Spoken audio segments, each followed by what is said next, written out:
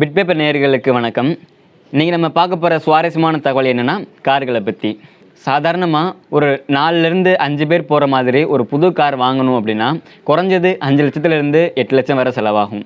அதே ஒரு பெரிய கூட்டு குடும்பமாக இருக்காங்க அப்படின்னா மினிமம் 15 லட்சத்துலேருந்து அதுக்கு மேலே ஆகும். இந்த செலவுன்றது பணக்காரர்களுக்கு இது ஒரு பெரிய பிரச்சனையே கிடையாது. ஆனால் மிடில் கிளாஸ் பீப்புளுக்கு இது ஒரு ஜஸ்ட் ஒரு ட்ரீமாகவே போயிடும். அந்த மாதிரி மிடில் கிளாஸ் பீப்புள்ஸ் கார் வாங்கணும் அப்படின்னு நினச்சாங்கன்னா அவங்களோட சாய்ஸ் டைரெக்டாக செகண்ட்ஸ் கார் வாங்குறதுல தான் போகும். அவங்க சிறிதாக சேமித்து வச்சுருந்த காசில் வாங்குகிற அந்த செகண்ட்ஸ் காரானது நீண்ட நாள் பழுது இல்லாமல் எந்த ஒரு ப்ராப்ளமும் இல்லாமல் நல்லபடியாக நீடித்து உழைக்கணும் அப்படின்னா அவங்க எந்தெந்த மாதிரியான விஷயங்களை செக் பண்ணி நீட்டாக இருக்கான்னு பார்த்து அந்த கார் வாங்கணுன்றதை பல்வேறு துறைகளில் அனுபவம் உள்ள ஒருத்தட்ட நம்ம இன்றைக்கி டிஸ்கஸ் பண்ண போகிறோம். வாங்க நம்ம வீடியோக்குள்ளே போகலாம்.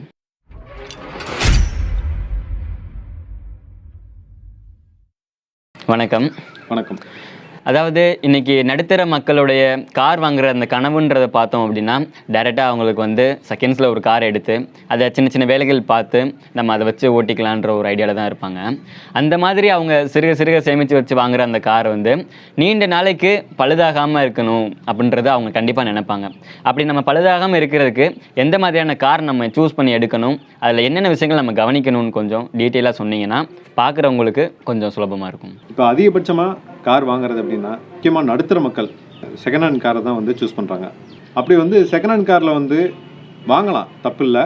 ஆனால் வாங்கக்கூடிய வாகனம் வாங்கினதுக்கப்புறம் வண்டியை தள்ளிகிட்டே தெரியாமல் அதை வச்சு பயன்படுத்துகிற மாதிரி வண்டியை பார்த்து வாங்கணும். அதான் வாங்கக்கூடியவங்களுக்கு கஷ்டப்பட்டு தான் வாங்குவாங்க.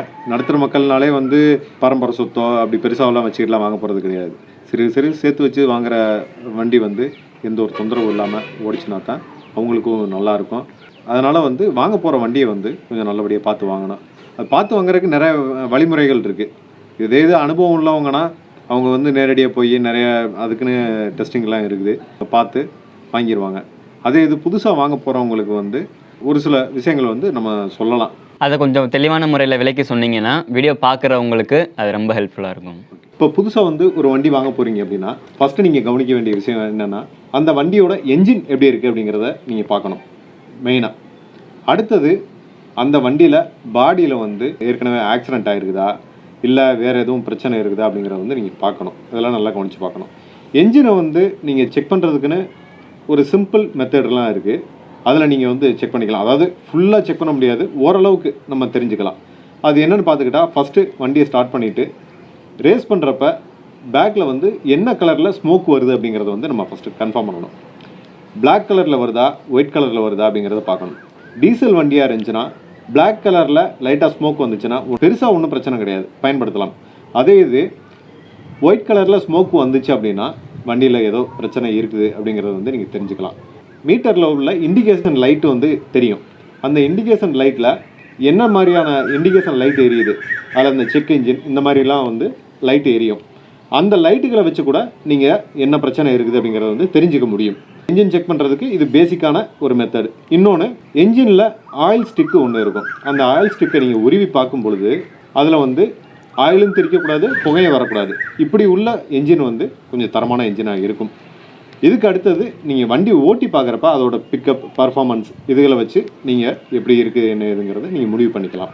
அதாவது ஒரு வாகனம் வாங்குகிறோம் அப்படின்னா அதோட பேப்பர்ஸ் எப்படி நம்ம செக் பண்ணுறது, நம்ம எத்தனாவது ஓனர்ன்றதை நம்ம எந்த வகையில் தெளிவுபடுத்திக்கலாம்.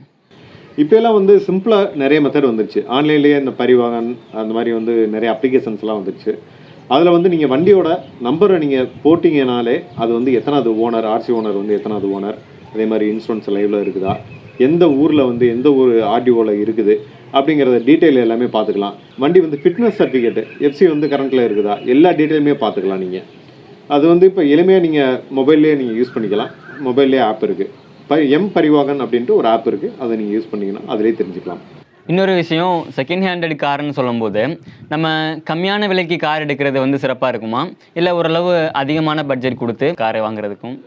இல்லை, இப்போ குறைவான பட்ஜெட்டு அதிகமான பட்ஜெட் அப்படிங்கிறது அது ஒரு பெரிய இது கிடையாது. ஏன்னா அவங்களோட தகுதிக்கு என்ன முதலீடு செய்ய முடியுமோ அதுக்கு தகுந்த மாதிரி வாங்கினா தான் அவங்க வாங்க முடியும். இப்போ வருஷங்கள் குறைவாக உள்ள வண்டி வாங்குறதுனா அதாவது இப்போ ஒரு 2010 2012 இந்த மாதிரி டயத்தில் உள்ள வண்டி வாங்கினோம் அப்படின்னா கொஞ்சம் விலை குறைச்சிருக்கும். லேட்டஸ்ட்டாக ஒரு 2019 2020 இந்த மாதிரி வண்டியெல்லாம் நீங்கள் வாங்கப்போ கொஞ்சம் விலை உயர்வாக தான் இருக்கும். அதனால் விலை அப்படிங்கிறது வந்து இதில் நம்ம குறிப்பிட்டு சொல்ல முடியாது. அவங்கவுங்க சூழ்நிலைக்கு எப்படி வாகனம் வாங்க முடியுமோ அது வந்து அவங்க வாங்கிக்கலாம். மற்றபடி நம்ம செக் பண்ண வேண்டிய விஷயம் அப்படின்னு பார்த்துக்கிட்டா மெயினாக இன்ஜின் முதல்ல சொன்ன மாதிரி, அதே மாதிரி பாடி வேறு எதுவும் ஆக்சிடென்ட் எதுவும் ஆயிருக்குதா அப்படிங்கிறது வந்து மெயினாக பார்த்துக்கணும், பெரிய பிரச்சனையாக. இன்னொரு விஷயம், பெரும்பாலும் மக்கள் வந்து இந்த செகண்ட் ஹேண்டட் வண்டி எடுக்கிறதுக்கு தயங்குற, அதாவது பயப்படுற விஷயம்னு சொன்னால் இந்த டீ போர்டு சரண்டர் வண்டின்னு சொல்கிறாங்க. இந்த ஓன் போர்டுக்கும் டீ போர்டுக்கும் உள்ள வித்தியாசங்கள் என்னென்ன? இந்த டீ போர்டு சரண்டர் வண்டியை நம்ம எடுக்கலாமா? தாராளமாக எடுக்கலாம். இது ஒரு நல்ல கேள்வி. இப்போ மார்க்கெட்டில் பார்த்துக்கிட்டா ஓன் போர்டு வண்டியை விட டீ போர்டு வண்டிகள் வந்து இப்போ விலை ரொம்ப குறைவாக கிடைக்குது. ஆனால் அந்த வண்டியை முதல்ல சொன்னது மாதிரி நீங்கள் செக் பண்ணி எடுக்கிறது நல்லது. ஒரு சில வண்டிகள் வந்து என்ன பண்ணுவாங்க அப்படின்னா நல்ல மெயின்டெனன்ஸில் வச்சுருப்பாங்க. பழைய வண்டியாக இருக்கும், டீ போர்டு வண்டியாக தான் இருக்கும். ஆனால் அதை வச்சிருக்கிற உரிமையாளர் வந்து எந்தளவுக்கு வச்சுருக்கிறாங்க அப்படிங்கிறது வந்து நம்ம பார்க்கணும். அது நம்ம வண்டியை எடுக்க போகிறப்ப தான் நம்மளுக்கு தெரியும். மெயினாக நீங்கள் செக் பண்ண வேண்டியது வந்து என்ஜின் தான். ஏன்னா என்ஜினில் வந்து ஒரு வேலைன்னு வச்சிருச்சுன்னா குறைஞ்சது 30,000 40,000 செலவு வச்சிடும். அதனால் வந்து நீங்கள் அதை மட்டும் நல்லா செக் பண்ணி எடுத்துட்டீங்க அப்படின்னா வேறு ஏதாச்சும் சின்ன சின்ன பழுது இருக்குது அப்படின்னா அதை நீங்கள் பார்த்துக்கலாம் தாராளமாக. டீ போர்டு வண்டி அப்படிங்கிறப்ப லாங் டிரைவ் வந்து அடிக்கடி போவாங்க. லாங் டிரைவ் வந்து அடிக்கடி போகிறப்ப வண்டி வந்து எப்படி இருக்கணும், எதுவும் பிரச்சனை இல்லாமல் இருக்கணும். அப்படிங்கிறதுனால அவங்க மேக்ஸிமம் என்னென்ன வேலைகள் பார்த்து வைக்கணுமோ, வாங்கணும் அப்படின்னா வேலை பார்க்காம நம்ம வண்டியை ஓட்டவே முடியாது. ஏதாச்சும் பழுது வருது அப்படின்னா வர்ற நேரங்களில் அந்த பழுது சரியான நேரத்தில் நிவர்த்தி பண்ணியிருக்காங்களா அப்படிங்கிறது தான் அங்கே முக்கியமான விஷயம். இப்போ டீ போர்டு வண்டிகளை பொறுத்த வரைக்கும் அந்த பழுதுகளை அப்பப்போ சரி பண்ணிடுவாங்க, சரி பண்ணி வச்சுருப்பாங்க. நம்ம வந்து நல்ல உரிமையாளர்கிட்ட இருந்து வாங்குறோமா அப்படிங்கிறத நம்ம பார்க்கணும். பார்த்து வண்டி நல்லா இருந்துச்சுன்னா தாராளமாக எடுக்கலாம். அதனால் எந்த ஒரு குறையும் இல்லை. சரி, இன்றைக்கும் வந்து செகண்ட் ஹேண்டட் வண்டி வாங்கிடுறாங்க. வாங்கிட்டு ஏதோ ஒரு சின்ன தயக்கத்தில் இதை நம்ம பேரில் நேம் ட்ரான்ஸ்ஃபர் பண்ணிட்டோம் அப்படின்னா மறுபடியும் ரீசேல் பண்ணுற மாதிரி ஒரு காரணம் வந்துச்சுன்னா அதோட விலை குறைஞ்சிருமோன்ற ஒரு பயத்தில் வந்து நேம் ட்ரான்ஸ்ஃபர் பண்ணாமலே வந்து அந்த வண்டியை ஓட்டிகிட்டு இருக்காங்க. இது வந்து நல்லதுன்னு நினைக்கிறீங்களா? அது நிச்சயமாக அது தவறு தான். நம்ம வந்து நேம் ட்ரான்ஸ்ஃபர் பண்ணிடுறது தான் நல்லது. ஏன்னா ஏதோ ஒரு அசம்பாவிதம் நடக்கக்கூடாது. இன்கேஸ் நடக்குது அப்படின்னா அது வந்து நம்மளோட போயிடும். நேம் ட்ரான்ஸ்ஃபர் பண்ணாமல் நம்ம ஓட்டிக்கிட்டு இருக்கிறோம் அப்படின்னா முந்தைய ஓனர் வரைக்கும் அதோட பாதிப்பு போகும்.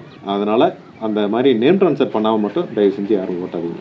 மற்றபடி இன்சூரன்ஸ் எக்ஸ்பைரி ஆன வண்டிகளோ மற்ற இந்த மாதிரி எடுத்துட்டோம் அப்படின்னா அந்த நம்ம இன்சூரன்ஸ் நம்மளாக போய் போட்டுக்கிறது வந்து எளிமையான விஷயமா, இல்லை நிறையா பேர் வந்து இன்சூரன்ஸ் இல்லாமலே வண்டிகளை ஓட்டிக்கிட்டு இருக்காங்க?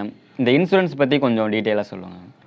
இன்சூரன்ஸுங்கிறது வந்து ரொம்ப முக்கியமான விஷயம். இன்றைக்கி உள்ள சூழ்நிலையில் வாகனங்கள் வந்து அதிகரிச்சிருச்சு. நம்ம மேலே தப்பு இருக்குதோ, எதிரில் வர்றவங்க மேலே தப்பு இருக்குதோ, ஆனால் பாதிப்பு அப்படிங்கிறது வந்து நம்ம கண்டிப்பாக ஏதோ ஒரு அசம்பாவிதம் நடக்குதுன்னா அதை அனுபவிச்சு தான் ஆகணும். அப்போ இன்சூரன்ஸுங்கிறது இருந்துச்சு அப்படின்னா தான் நம்ம அதிலிருந்து தப்பிக்கவே முடியும். அதனால் இன்சூரன்ஸ் போடுறதுமே தேர்ட் பார்ட்டி இன்சூரன்ஸ் போடாமல் ஃபுல் இன்சூரன்ஸ் போடுங்க. எப்பயுமே அது கம்பல்சரி போடணும். எல்லாருமே போட்டுருங்க, ரொம்ப நல்லது. அதாவது செகண்ட்ஸில் ஒரு கார் எடுக்கிறாங்க. அந்த கார் எடுக்கிறது வந்து பெட்ரோல் வாகனமாக இருந்தால் செலவு மிச்சமா, இல்லை டீசல் வாகனமாக இருந்தால் செலவு மிச்சமா? மெயின்டெனன்ஸ் எது ஈஸியாக இருக்கும்? இப்போ செலவு மிச்சமா அப்படிங்கிறது வந்து நம்ம இதில் சொல்ல முடியாது. ரெகுலர் யூஸ் அப்படின்னு பார்த்துக்கிட்டா அவங்களுக்கு வந்து டீசல் தான் பெஸ்ட்டு. ஏன்னா மைலேஜிலேருந்து எல்லாமே வந்து டீசலில் தான் அதிகமாக கிடைக்கும். ஆனால் அதுக்கு தகுந்த மாதிரி மெயின்டெனன்ஸும் இருக்கும். அதே இது பெட்ரோல் வண்டி அப்படின்னு பார்த்துக்கிட்டா அதிகபட்சமாக மெயின்டெனன்ஸுங்கிறது இருக்காது. இப்போ ஒரு மாதம் நீங்கள் வண்டியை வந்து நிப்பாட்டி போட்டிருக்கீங்க, பேட்டரி வேறு மட்டும் ரிமூவ் பண்ணி வச்சுட்டு நீங்கள் ஒரு மாதம் கழிச்சு பேட்டரியை மாட்டி ஸ்டார்ட் பண்ணிங்கன்னா ஸ்டார்ட் ஆகிடும். டீசல் வண்டி அப்படின்னா அதில் வந்து கொஞ்சம் இஷ்யூஸும் வந்து வரத்தான் செய்யும். நீங்கள் ரெகுலர் யூஸ் அப்படின்னா டீசல் வண்டியை சூஸ் பண்ணுங்கள். எப்போயாச்சும் எடுப்போம் அப்படின்னா நீங்கள் பெட்ரோல் வண்டியை நீங்கள் சூஸ் பண்ணிக்கலாம். ஏன்னா அதான் வந்து லோ மெயின்டெனன்ஸ் வந்து ரொம்ப கம்மியானது. நீங்கள் ஆயில் சர்வீஸ் பண்ண போகிறீங்க, பெட்ரோல் போட போகிறீங்க, ஓட்ட போகிறீங்க. அதிகபட்ச தேய்மானம்னு பார்த்துக்கிட்டா டயர் இந்த மாதிரி தான் வரும். சின்ன சின்ன வேலைகள் ஏதாச்சும் வரதான் செய்யும். அது வந்து ஒரு பெரிய இது கிடையாது. அதே இது டீசல் வண்டி அப்படின்னா ரெகுலர் யூஸ்க்கு வந்து அது சரியாக வரும். நிறையா வகையான வாகனங்கள் வந்து ஒரு ஆக்சிடென்ட்டுக்கு அப்புறம் தான் செகண்ட்ஸில் வந்து சேல் பண்ணுறாங்கன்ற ஒரு கருத்து மக்களிடையே நிறையாவே இருக்குது. இந்த கருத்து உண்மையாக? செகண்ட்ஸ் வாகனம் வாங்கும் பொழுது அது ஆக்சிடென்ட் ஆயிருந்துச்சு அப்படின்னா அந்த வாகனத்தை நம்ம எடுக்கலாமா? நிச்சயமாக ஆக்சிடென்ட் வாகனத்தை நம்ம எடுக்கக்கூடாது அப்படின்லாம் கிடையாது.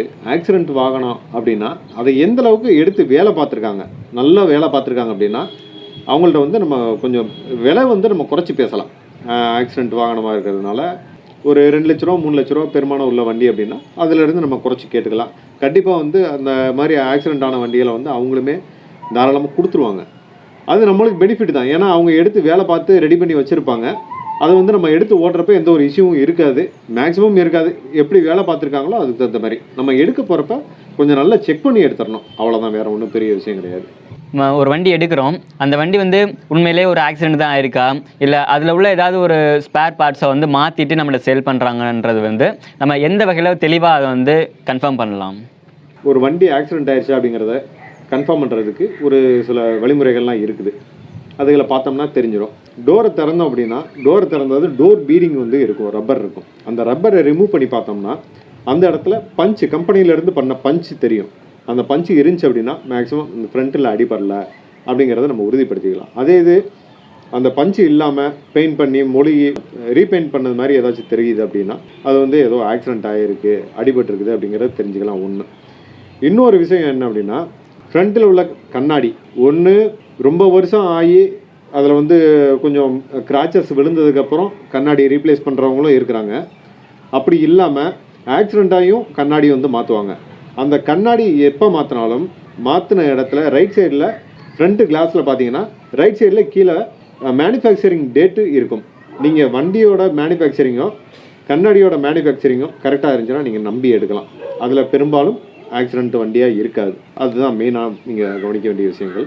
இது போக மற்றபடி இன்னும் நீங்கள் நுட்பமாக பார்க்கணும் அப்படின்னா ஒரு மெக்கானிக் கூட்டிகிட்டு போய் நீங்கள் செக் பண்ணிடுறது நல்லது. ஆக்சிடென்ட்டான வண்டினா நீங்கள் எக்ஸாம் பண்ணுறதை விட ஒரு மெக்கானிக்கை கூட்டிகிட்டு போய் நீங்கள் எக்ஸாம் பண்ணிங்க அப்படின்னா சரியாக இருக்கும். மற்றபடி ஆக்சிடென்ட் இல்லாத வண்டியை வந்து நீங்கள் பார்க்குறது அப்படின்னா இன்ஜினை செக் பண்ணலாம், பேட்டரி எப்படி இருக்குங்கிறது செல்ஃபு போட்டு பார்க்குறப்ப வந்து உடனே ஸ்டார்ட் ஆகுதா, இல்லை லேட் ஆகுதா, சுற்று வாங்குதா, இந்த மாதிரி விஷயங்களை வந்து நீங்கள் கவனிச்சிங்க அப்படின்னா நீங்கள் பார்த்துடலாம். அதே இது ஆக்சிடென்ட்டான வண்டி அப்படின்னா நீங்கள் கொஞ்சம் செக் பண்ணி வாங்குறது நல்லது. அந்த மாதிரி ஆக்சிடென்டான வண்டிகளை வந்து எடுத்து தெளிவான முறையில் வேலைகள் பார்த்து வச்சுருந்தாங்கன்னா அந்த வண்டி நம்ம எடுக்கலாமா? தாராளமாக எடுக்கலாம். கிட்டத்தட்ட அவங்க வேலை பார்க்குறதுன்னு பார்த்துக்கிட்டா புது வண்டிக்கு ஈக்குவலாக வேலை பார்த்துருவாங்க. அந்த மாதிரி வண்டிகளை நீங்கள் தாராளமாக எடுத்து ஓட்டலாம், ஒன்றும் பிரச்சனையே இல்லை. இதுவரை கேட்ட கேள்விகளுக்கு சிறப்பான முறையில் பதிலளிச்சிங்க, நன்றி. தொடர்ந்து சந்திப்போம். நன்றி. இதுவரை நமக்கு இருந்த கார்கள் பற்றிய சந்தேகங்களை வந்து நல்ல முறையில் கேட்டு தெரிஞ்சுக்கிட்டோம். தொடர்ந்து இதுக்கான 2வது பாகம் வரும். அதில் வந்து நேரடியாக ஒரு கார் ஷெட்டுக்கே போய் அங்கே உள்ள அனுபவமிக்க பல பேர்கள்ட்ட வந்து தொடர்ந்து நம்ம பேச போகிறோம். தொடர்ந்து நம்ம சேனலில் லைக் பண்ணுங்கள், ஷேர் பண்ணுங்கள், சப்ஸ்கிரைப் பண்ணுங்கள். மறக்காமல் அந்த பெல் ஐக்கானை கிளிக் பண்ணிடுங்க. நன்றி.